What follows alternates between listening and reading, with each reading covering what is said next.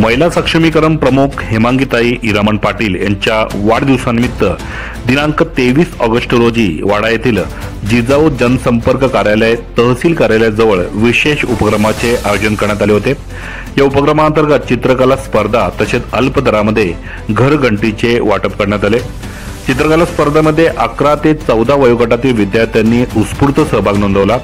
स्पर्धेमध्ये विषय होते पालघर जिल्ह्यातील पर्यटन स्थळ आधारवड आणि वारली पेंटिंग। विद्यार्थ्यांनी या विषयावर कल्पकतेने सुंदर चित्रे रेखाटली। यामध्ये विशेष उल्लेखनीय ठरला जिल्हा परिषद प्राथमिक शाळा वाडा येथील दुसरी इयत्तेमध्ये शिकणारा प्रज्वल शेखर पवार। वयाने लहान असूनही त्याच्या कलाकृतीने मान्यवरांचे त्याने लक्ष वेधून घेतले। त्याच्या कलागुणांचा गौरव म्हणून त्याला मान्यवरांच्या हस्ते प्रशस्ती पत्रक देऊन सत्कार करण्यात आला।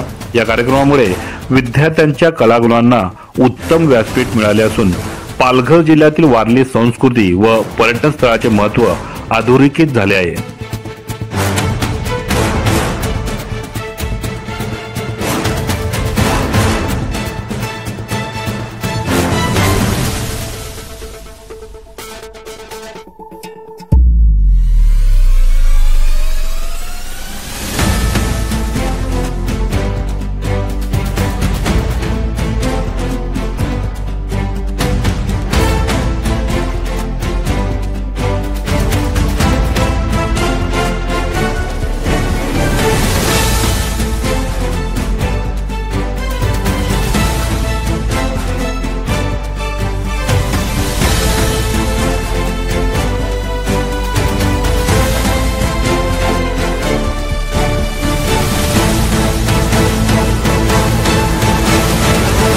आज वाढदिवसानिमित्त चित्रकला स्पर्धेचे आयोजन केले होते।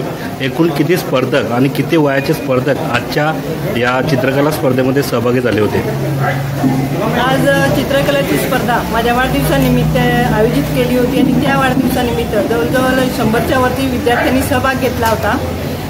11 वयोगट ते 14 वयोगटातले हे विद्यार्थी त्याच्यात सहभागी झाले होते। खूप आनंदाने म्हणजे त्यांनी सहभाग घेऊन आपण त्यांना चित्रकला स्पर्धेत 3 हे दिले होते की एक पालघर जिल्ह्यातलं पर्यटन स्थान, एक आधारवड आणि एक वारली पेठ, या 3 दिल्या होत्या आणि त्याच्यातून खूप छान मुलांनी पेंटिंग केलेले आहेत। पण शेवटी स्पर्धा म्हटली तर 3च त्याच्यातले काढावे लागतात, ते जणार्थ 2-3 काढावे लागतात।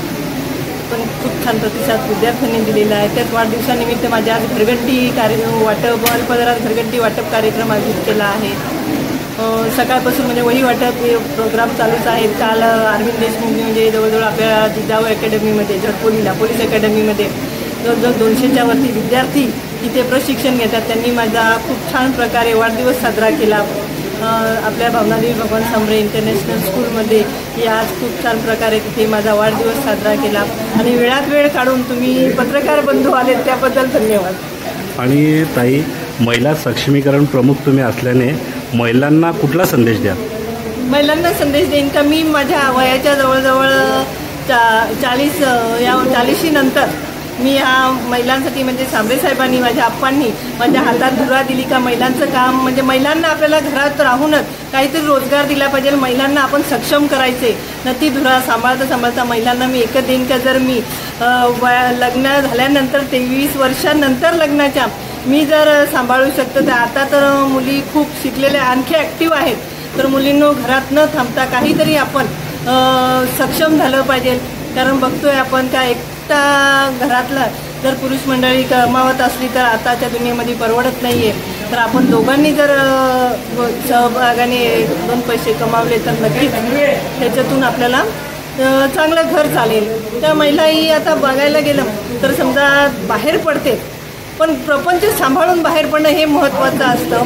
तर नक्कीच तायांनो आपल्याला प्रपंच आपला संसार सांभाळून नक्कीच आपल्याला बाहेर पडून काहीतरी करता आलं पाहिजे एवढी मी महिलांना विनंती करते।